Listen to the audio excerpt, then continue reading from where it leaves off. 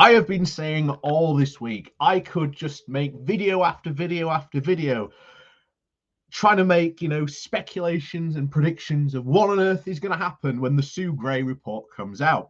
But as I've been saying all week, just let Sue Gray do her job and we'll figure out the rest when we get the facts of the Sue Gray report. Yes, I've talked about it briefly this week. And as I said before, I could probably have filled every video this week about the Sue Gray report and Boris Johnson.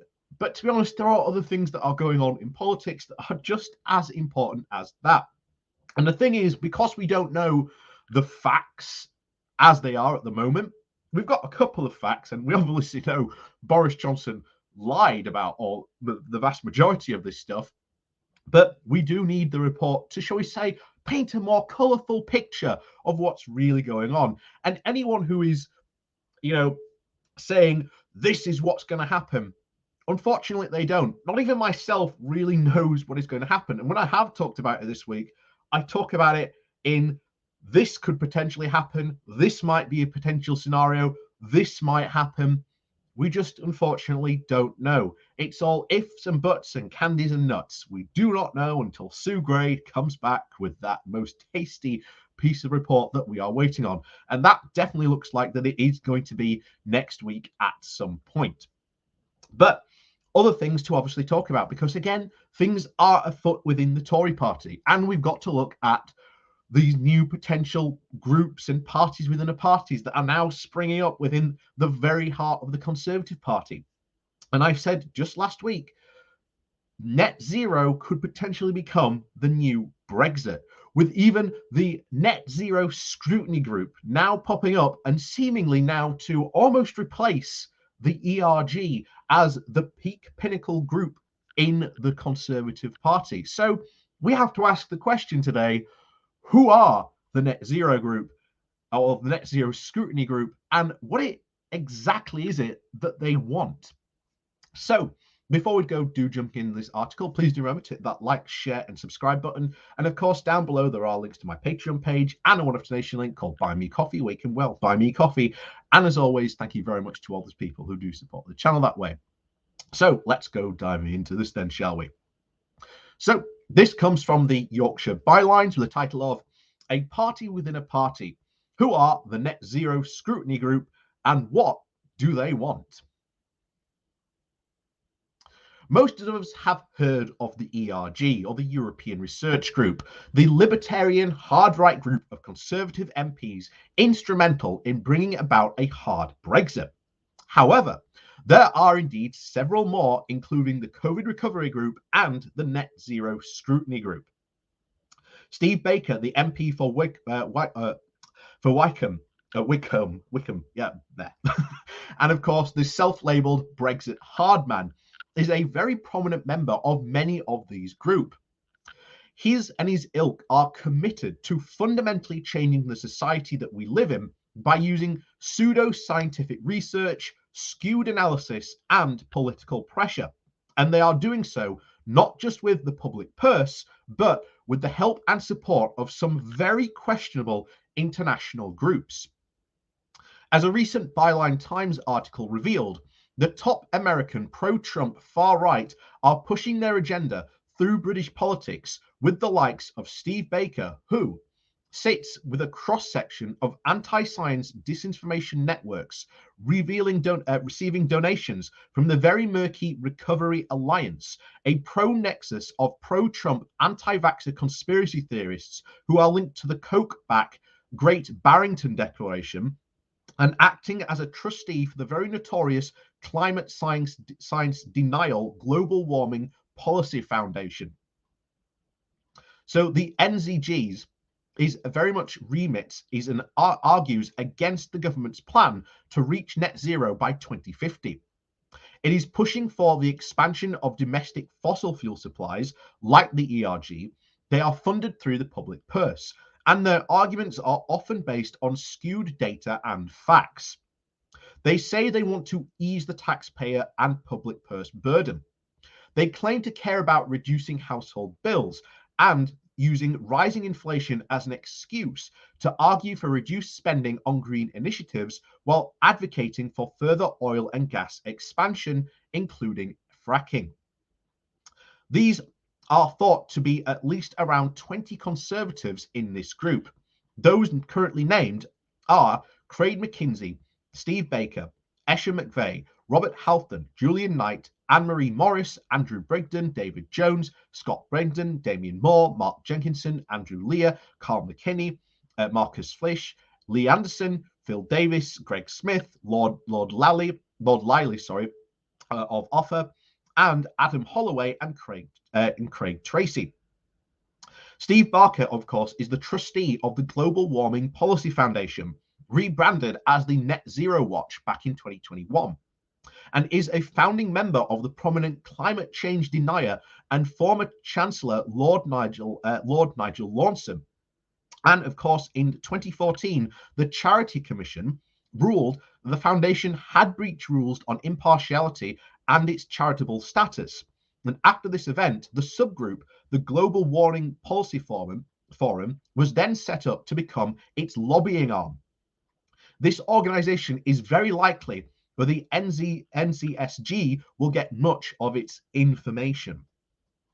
The forum questions of scientific consensus on human-induced climate change.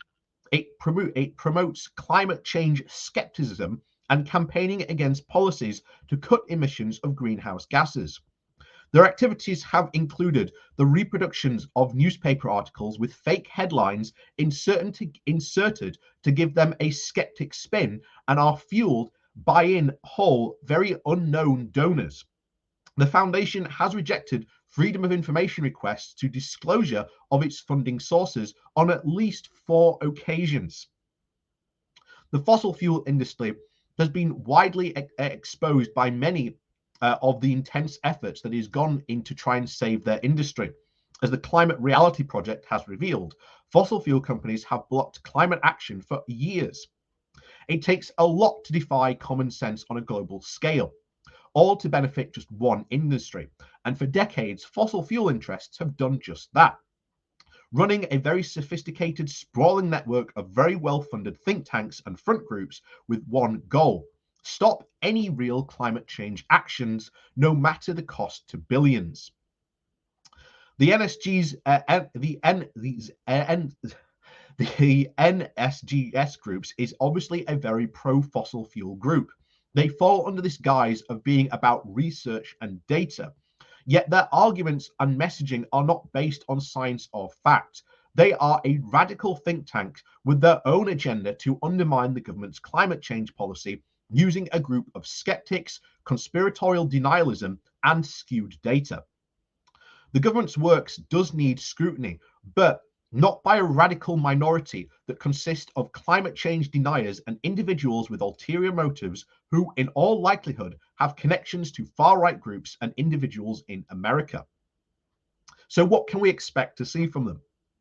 Expect spin, half-truths, and manipulation of data. Craig McKinsey, the Conservative MP for Thanet South, who is at least leading the NZGS, has already given misleading and inaccurate claims about the cost of the government's net zero targets. Writing for the Conservative Home website in July of 2020, McKinsey stated that the Climate Change Committee had come up with a new estimate for the cost of net zero that details the £1.4 trillion of capital spending will be required to meet it. He talks about the electoral damage and cost per household, and that China and India are still using coal. That's the new chestnut they always like to cling to. Oh, but China and India are still using coal, so guess we've got to continue doing the same as well. It's the same old tropes we hear time and time again.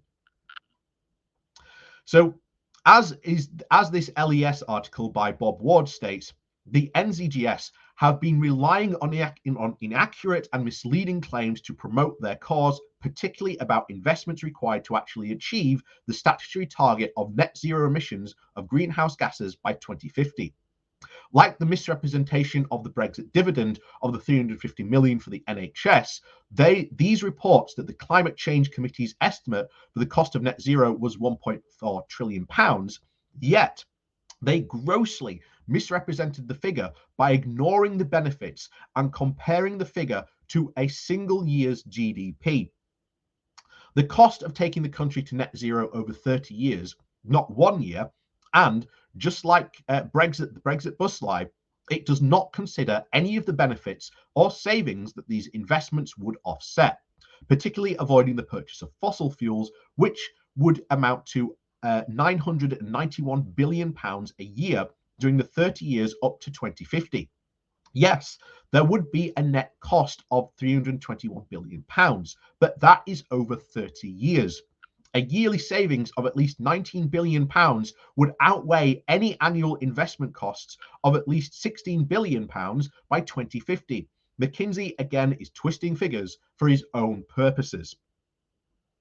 Fossil fuel companies do hope to try and prolong the world's reliance on their products, and they have made common cause with the conservative and libertarian think tanks that promote the free market economics, just like the NGZers do.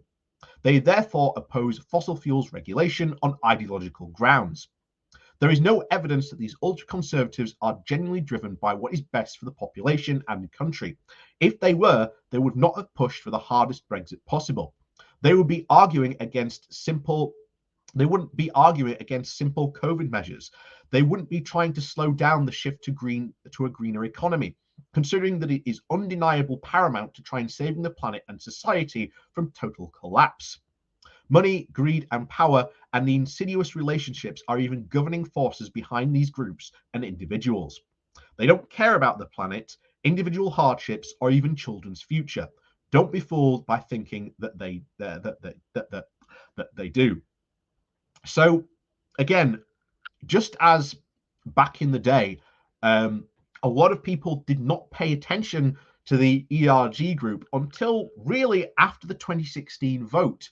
This is yet again another group that we actually have to pay very, very close attention to, because these guys pushing their policies and their ideas, spinning misinformation, and again skewing the stats and getting some, again, as pointed out here, some very, very dodgy information from, well, unverified sources, is indeed a very, very worrying thing to consider, because as we said just very recently, it does very much look like that net zero will become the new Brexit rallying cry that a lot of these conservatives, especially this group of conservatives, are going to try and rally behind. And this will do immeasurable damage to our country and who knows how many industries, because we refuse, or they are trying as hard as they can to slow down the transition to a greener economy and to, again, a greener future. Again, something that we definitely have to pay attention to and keep an eye on with these people and fight them at every possible chance that we get. Because if we had fought the ERG before 2016 and countered them many times on their disinformation, then it's very likely we would not be in the situation that we are now. And put it this way, we do not want to be in a situation where they have killed off net zero, and essentially we are doing nothing about climate change while the world changes around us, but we do nothing in response to try and, again, help the people of this country. So as always, I'll leave that with you there. Please do join us for tomorrow for the Good Morning Walk, and I hope to see you there for some more, pony action, as they always say. So pony it with me tomorrow. And of course, please do remember to hit that like, share, and subscribe button on the way out. And of course, down below there are links to my Patreon page and a one-off donation link called Buy Me a Coffee, where you can, buy me a coffee. And as always, thank you very much for watching, and we'll see you all next time.